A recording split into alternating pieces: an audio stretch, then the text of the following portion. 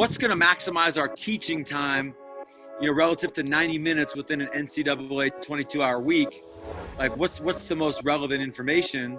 And as we started looking at the data, Georgetown, Harvard, Mayo Clinic, Cleveland Clinic, negativity was so much more powerful than positivity, that if we could learn how to be less negative, we never had to emphasize being more positive.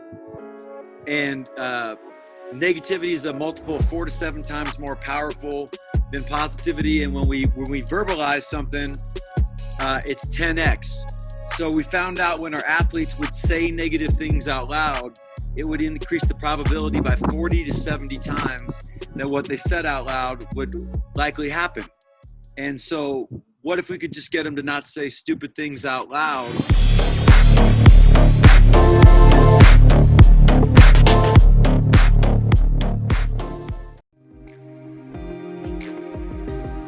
Welcome to the Elev8 Podcast. Thank you for tuning in. Thank you for listening. If you have enjoyed any previous podcasts, would love a review, would love your feedback, would love to know what is bringing any value to your life, coaching, or athletics.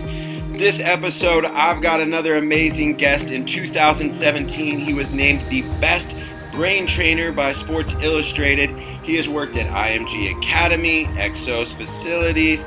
He's recently partnered with Russell Wilson to form Limitless Minds. You can find that linked up here. He's worked closely with the likes of Nick Saban, Kirby Smart, and Jimbo Fisher, participating in 8 national NCAA championship football games. He's appeared in many ESPN programs. He's the author of It Takes What It Takes. Welcome to the Elev8 Podcast, Trevor Moawad.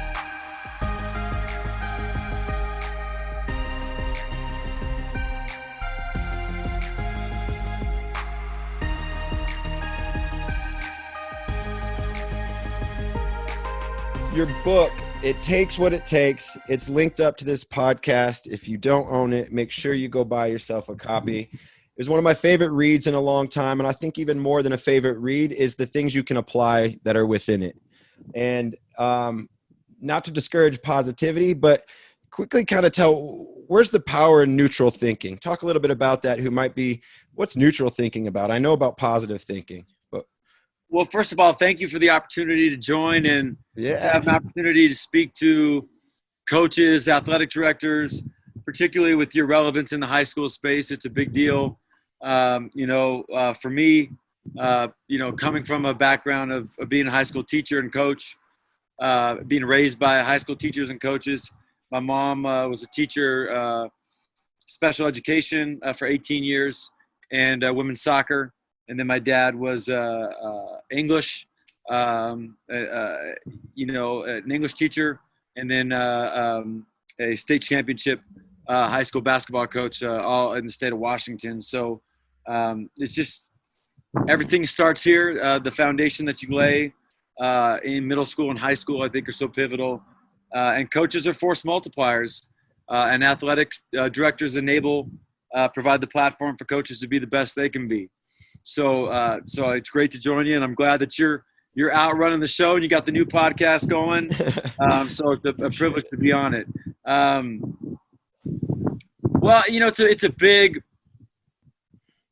evolution to be raised by a father who would ultimately, leave teaching and coaching in the mid 70s and establish himself as one of the bigger motivational educators, in the continuing education space for teachers, but then ultimately for Boeing, for NASA, for many of the top business organizations in the world, and then ultimately be one of the original authors in Chicken Soup for the Soul, and then become the president of the National Association for Self-Esteem. I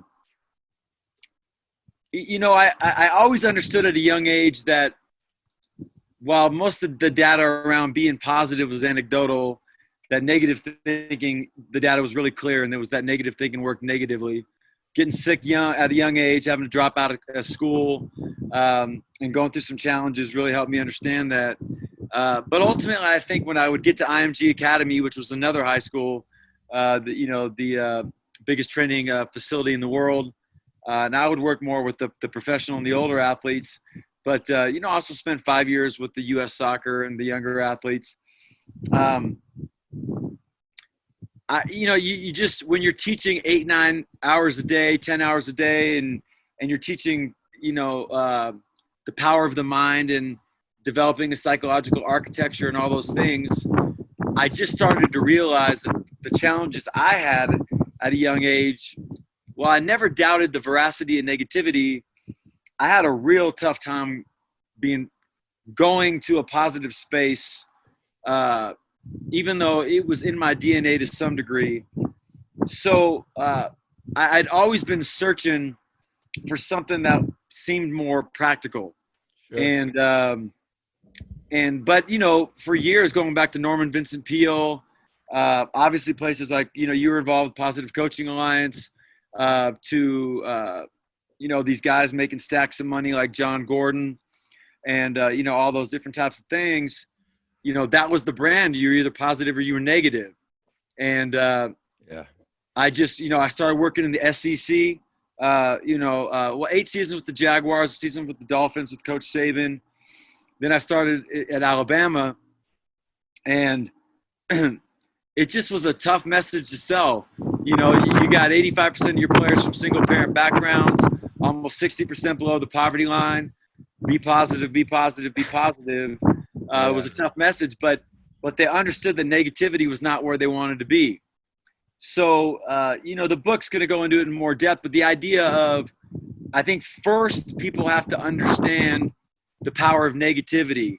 And all the book really clearly establishes is that negative thinking will weaponize you against you, and your internal thoughts are much less powerful than your external words and your internal consumption. I think that becomes really powerful once you start to understand, so much of the brand today in the self-help industry is mindfulness and meditation, and really trying to attack, how do I change my inside thoughts? And when you start to study the data, the inside thoughts have nowhere near the power as the outside words and the inside consumption. And my second year, between my first and second year at the University of Alabama, Coach Saban gave me a lot of flexibility. What's going to maximize our teaching time, relative to 90 minutes within an NCAA 22-hour week? Like, what's the most relevant information? And as we started looking at the data, Georgetown, Harvard, Mayo Clinic, Cleveland Clinic, negativity was so much more powerful than positivity, that if we could learn how to be less negative, we never had to emphasize being more positive. And negativity is a multiple of 4 to 7 times more powerful than positivity. And when we verbalize something, it's 10x.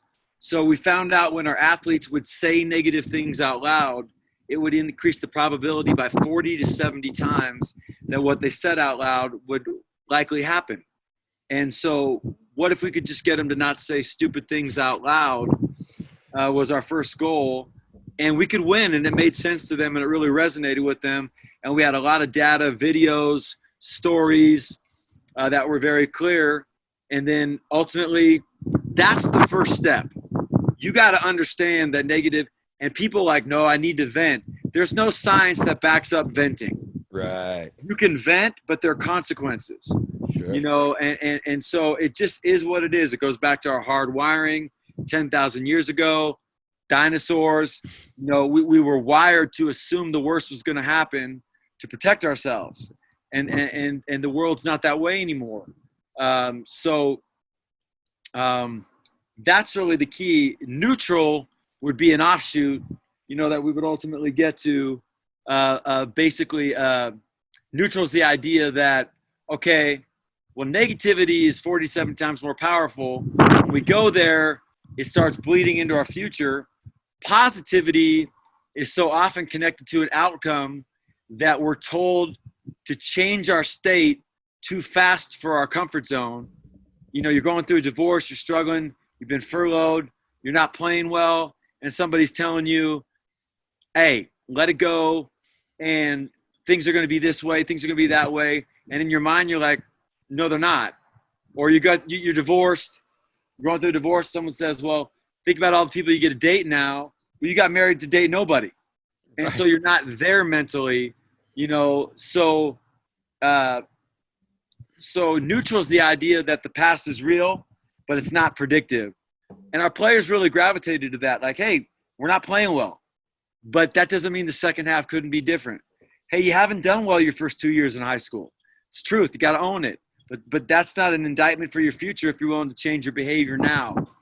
And it's just a truth-based, non-judgmental way of looking at things, focusing on the next behavior as opposed to the past or future outcome. Love it. So definitely dive more into the book. One of the things I wanted to pull from it is this analogy that I really liked of a car stick shift, going from reverse to drive. Can you talk about that analogy a little bit? Yeah, neutral's always had a term like stoicism, hyper calm, Taoism a little bit. Like when we were thinking about it, it was more like a car. Reverse being negative, positive being forward, and you can't go from reverse to forward or the other way. So neutral was the idea that you got to get to this middle ground. All right, what's happening? Like, okay, all right, so this is the circumstance, this is the truth. Now I can change my behavior and go this direction, or I can go back to what I was doing and go back to that direction. But either way, I'm getting to a middle point, and then I can make a decision one way or another more rationally based on the truth. And you got to respect people's right to be negative or positive, but average people become average through average behavior, not average aptitude. And so, to me, that was the idea of the car of just like, hey man, let's just get back to the middle, see what the truth is. And then at that point we can decide if we want to change or not. Right on. So taking the questions into reverse a little bit, you talked a little bit about your father's impact and also being a teacher. Can you talk a little bit more about your journey from a kind of maybe college athlete to high performance coach of Russell Wilson? Yeah. I think college sports for me, going to Occidental College, a good athletic Division III school, playing basketball and soccer, but also doing theater, doing music, being a member of a fraternity. It was a really well-rounded education. Academically, I was a dumbass compared to most people at Occidental. School was hard for me, for sure. I went to great schools, which I love because those schools lifted me up. We just honored the students at Occidental with the Trevor Moawad Leadership Award. That's awesome. That they give to the students that represent the school from a character perspective on and off the field. And I was a distinguished alumni at Charles Wright Academy last year. And I say that because I have like a 26 IQ, and both those schools rewarded toughness, grit, hard work, effort. And even though I was competing against, half my graduating class in high school went to the Ivy League, I was still able to really compete against them because I never let the fact that what takes me 4 hours might take someone else 15 minutes. That wasn't my journey. It wasn't going to be 15 minutes. So I accepted who I was, but I was also willing to grind and then ultimately get there. And while many of my friends are really successful now too, I found my way, in that journey. So, so high school was great. Occidental College was great. As a basketball player, I struggled. 7 points was my career high a couple times, but the experience was really powerful for me because I struggled with my self-image. Soccer was great just to be good at a sport, but the whole well-rounded experience was great. I went into teaching because I wanted to play pro soccer, and Major League Soccer was starting up, and LA Unified was a year-round school, gave me some flexibility, it was an interesting experience for me coming from a private school to teaching 150 kids, 3 preps, 15% of our kids going to college. It was like Harvard for classroom management. Yeah. It was really important for me. It was a great experience. And then 2 years of teaching and coaching under 15, under 18 girls in Boca Raton, Florida. Those girls got the very best that I had.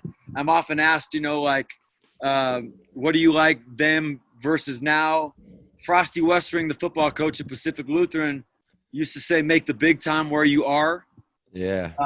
I believe you got to be good at where you're at before you go anywhere. I don't approach the Miami Dolphins any different than I did the under 15 girls from Boca Raton. I think problems are relative. I think they feel them the same way. A 14-year-old girl might think if she doesn't play well, her parents aren't going to feed her. A 31-year-old quarterback in the NFL might think the same way about a contract, but they feel the pressure the same way. Sure. So I like the evolution. I thought it was natural. Going to IMG Academy was great because it prepared me to deal with, the Eli Mannings, the Peyton Mannings, the Serena and the Venuses, but having a good evolution of, they're just people. We're just trying to get better. And then, I learned how to provide a value proposition, no different than – I always loved teaching, but I didn't love social sciences as much as I loved the psychological elements. But I love teaching and coaching. And so it's a – where I work now in the business world, in the sports world, in the military world, I'm a teacher. It's just a different platform. And this past year, we made a decision to speak to a much larger audience. And Maria Shriver, President Kennedy's niece, had challenged me, said instead of 150 athletes, try to take your message to 150 million people, because nobody's approaching the psychological space the way you are. But, I didn't even have social media or any of that stuff, and which I never needed in the world I was from. So it was really hard to know what the message was. So the book was really about taking a message that's simple. And then I also wanted to write the book from a position that, I'm very fallible. I make a lot of mistakes. I've struggled. I've had a lot of challenges. I didn't want to write the book from a superhero, like all these dudes. I made $8 billion, do what I did. I haven't made $800, let alone $8 billion. So, I've had to, I've maintained a lot of perspective, and it's been easy to maintain humility when you work at the highest level in sports and in the military. No doubt. One thing I appreciate about the book as well is the vulnerabilities you share and some of the things. And I think, it brings authentic messages to it. And kind of, you talked a little bit. It's so crazy for me that people say that, because who isn't? Going through divorce, who just smokes through that? Yeah. To me, my dad, the things I learned most from my dad was not okay, are you going to go into this field or are you not? All my dad cared about is that the things I was raised from 4 years old, self-esteem wise, that when life tested me, I could live it. And when things were good, I could live it, live these skills. And that's why I think the self-esteem, all I wanted to do was demystify. I feel like mindset, sports psychology, business psychology, they've tried to make it only for people with Harvard degrees. And it's not that hard. Let's look at it more from a basic level. Just, let's demystify it a little bit. Meditating's not the answer. Is it part of the piece of the puzzle? For sure. But it's not the first part, and it isn't what should be leading our industry right now. And is neutral thinking the answer? Who knows? But it's worked in some pretty big moments in the 8 national championships I've been a part of with 3 teams.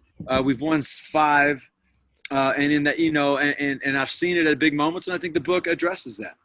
Yeah, no doubt. And you mentioned earlier too about just academic. You're an athlete. You're busy. You're a cancer survivor. You've overcome a lot. You share that in the book. What are some, for athletes or coaches listening, that deal with some of just the adversities that teenagers and student athletes face? It's something you would share with them as a piece of advice. Yeah, well, it's interesting. In college, when I had to drop out of school, I had an initial diagnosis, but fortunately ended up with shingles and colitis. But dropping out and having to drop out in that whole experience really made me, of being sick, really made me realized that this whole idea of my mind being an asset was real. You know, like it just, you know, in dealing with any type of illness, having to drop out of school, fortunately not ending up with what I thought I had, and then all the other experiences. The problem with the mind is we don't see it the way we see its human performance cousins. You know, Yeah. bigger, faster, stronger. We make adaptations to our training. We get bigger, faster, stronger. We make adjustments to our food, our nutrient timing, even our fatigue science as we study sleep and we make adaptations to our sleep. We see change, and in the mind, we just don't see it the same way. So it's easy to pretend it's fictitious, or that we can't control it, or the industry is so focused on changing like self-talk and inner thoughts, which is really hard, that it's minimizing outer words, which is not hard. It's just discipline, you know? So, I just think that the best for people, you know, don't let your past become a prelude to your future. Like, starting today is a big deal. And so many of us are so overwhelmed by our past decisions that we just, it's like, you know, you open up a bag of Doritos and you have like 8 chips and you're like, you know what, F it. And you smoke the bag rather than just, you know, and then you say, oh, I better be positive and you eat like an apple. You know, like you're just better off like, you know, getting down your 8 chips and just saying, you know what, I ate 8 chips. I ate half the bag. Stop, you know, and then just stop, you know, and then you still have half a bag and you don't concede, you know. You still got that apple. Yeah. Well, you don't even worry about the apple because, like I said, it's not going to get rid of what you did, but by not continuing to eat bad is the first step. Right. You know, and that's why I think people try to throw positivity on the top of negativity, or just stop being negative. Right. Just like I tried to do. A lot of people do, but you overwhelm, like positivity and negativity don't play on the same field. Look at our politics right now. Mhm. A negative message destroys a positive message. It's not even close. Yeah. That's why you see it being played out the way it does. No doubt. But I think a neutral message is the way to go. No doubt. Along that journey, the amazing teams and athletes you've been around, obviously, you know, I think just being around people that are striving to be better becomes a two-way learning sometimes. Is there a lesson or two that sticks out from a coach or team or athlete? You don't have to share who they are, that you learned from your work alongside them? Well, I think Russell Wilson's a great example for people that follow football, because he's so out of the physiological norms of what the sport requires at 5'9", you know, and he's such a great example of behavior preceding success.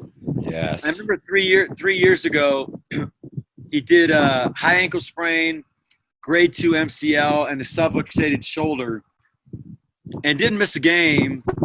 And I truly believe that he thinks if he comes out of a game, they'll never play him again. And but what people didn't know is he had a physical therapist living with him. He'd go to bed at 10, get up at 11:30 and do treatment from 11:30 to 12. He'd go to bed at 12, get up at 1:30, do treatment from 1:30 to 2. He'd go to bed at 2, get up at 3:30 and do treatment from 3:30 to 4, get up at 5:30, do 30 minutes of treatment, go into the building, and then do treatment at the building, go into meetings, and then not miss practice. Didn't miss a practice with 3 major injuries. That's like, it takes what it takes. Yeah. You know, we did an interview about that recently with Luke Del Rio, Jack Del Rio's son. He used to coach the Jaguars. And Luke had the same grade 2 MCL and missed 3 weeks. And like before he could even practice. And he saw Russ had the same injury, and he called me because, I was close to Luke through his dad and through Jordan Palmer, Carson's younger brother. And he said, I can't even walk, and this dude doesn't miss a practice.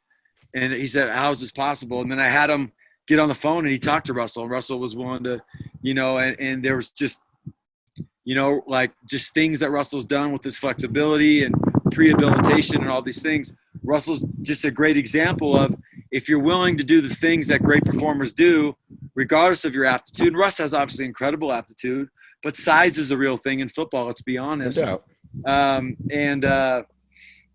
You're going to give yourself a chance. So many of us end up measuring ourselves by who we think we're not. Well, I don't have his height. I don't have his looks. Like Russell's a great example of, I'm going to use the gifts I have and see where I end up. And I think if there's anything I'd want to leave your audience with, it'd be, are you using what you have? Anybody can tell you what they don't have. Are you using what you do have? Because, I don't think God makes junk, and he doesn't sponsor any flops, and I think we have a lot of gifts. I like that. Doesn't sponsor flops, doesn't make junk. One question we always like to ask is, how do you define success? Yeah, I think establishing value for whatever organization I'm a part of. I think in the business world, if sometimes for coaches, I'm writing speeches. Other times I'm dealing more with players. Other times I'm more of an external advisor, whatever. But that I can establish value and be relevant in important moments. I think it's a big deal to me, I remember Maria Taylor from ESPN was coming to interview Kirby Smart at Georgia the day of the national semifinal. We were in LA, and I'm walking out of our conference room, and I'm with Jake Fromm, our quarterback, and he's got my phone, and then I shut the door, and Maria Taylor is like freaking out. Why are you with Jake? Why are you with Jake? What's wrong with him? And I'm like, we meet every morning of the game, and I meet with 35, 40 of our players every night. Like, it's just part of what we've been doing. It's part of our process. You don't need to be sick to get better. It's just 10, 15, 20 minutes. And I had him on the phone with Jameis Winston, who was the quarterback at Florida State, who was the only other 18-year-old to play in the Rose Bowl. Yeah. And I called Jameis and said, you wanted to jump on the phone with Jake. And we watched Jameis's final drive to win the national championship versus Auburn. Then got Jameis on the phone. They talked. I said, whatever you guys talk about is for you. And I stepped out. Then I went back in. And then, but I was explaining to Maria, like, this is what we do. But I love the fact that, A, Kirby gave me the opportunity to earn that relevance with our players. And then B, that you're able to become a part of their process. A lot of, their dues ain't going to thank you that much or whatever. But all I want to do is be a part of it. Crazy enough, that game, Jameis did it with 1:20. Jake would do it with 3 minutes, take us right down, score the touchdown, take us into overtime. It's just the power of that piece. And I've always been so gifted that Nick Saban, Jimbo Fisher, Kirby Smart, because sports psychology hasn't grown as an industry. Not many teams are using it. Yeah. There's not many times out people. So the fact that I've been able to, mental conditioning to have a role, now I'm transitioning more into the business world where you can make some money. It is great for me. I think other success in my life is living in alignment with my values, with my faith, my spirituality, my belief that I can be, I still talk to my ex-wife all the time. We're great friends. We just got really disconnected from the travel and all the things. I want to be better there going forward. And just living in alignment with the things that are important to me, because whatever those things are, I think there's a whole nother level for me to get to. I love it. Well, I know we're all going to enjoy as you ascend to that level. Your thoughts, beliefs, performance. You talked about some of the statistics earlier about the power of negative thinking. That's one of the things I love, is just don't say stupid shit out loud. Amazing power in that. But even the secondary elements as well of 3 minutes of news before 9 a.m. increases your probability by 27%. You're going to say you had a bad day. Do you think news organizations understand the negativity versus positivity probability factor? Of course they do. It's their responsibility to understand that. And their advertisers and their consumers, their responsibility is not to the truth. It doesn't mean that they wouldn't like to, but their entertainment. And I think what I'm most proud of is in the last 3 months while I've been dealing with this thing is, steering clear of that. Going to the truth. I work as an advisor with the LA Clippers. They give us great truth-based factors for Southern California. These are the realities of what's going on. So I don't indulge in the politics of the whole thing. And I don't allow myself to go down because, anything around the health stuff scares me. I know that about myself. So I don't want to have anonymity. Like, I could follow politics. I think it's interesting and fun, but you can't watch the news without the health stuff now. And I think you have to have like a good balance. The music you listen to, the people you talk to. I just think people control the things that are within their control. Don't worry about like what's going on in your mind. Everybody's all over the place there. It's okay. But who I'm talking to, what I'm watching, and what I'm saying, I'm always in control of that. And if you can get that right, and you were never more positive, but you got that right, it would change your life. I love it. So last question we kind of like to ask here. If you could hop into a DeLorean, a time machine, go visit 16-year-old Trevor, and give yourself one piece of advice that you've learned along your journey, what would be the thing you'd want to tell your younger self? Great question. I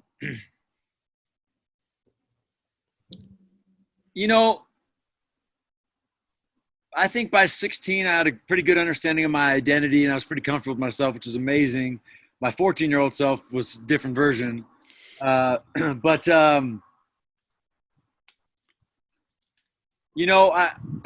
think probably the bigger thing that I would I'd probably talk to myself about my confidence, and about learning to measure me versus me. I think I eventually got there, but I think the understanding of I spent a lot of time in some areas of my life worried about who I wasn't, and I accepted the fact that I didn't have the same aptitude that other people had.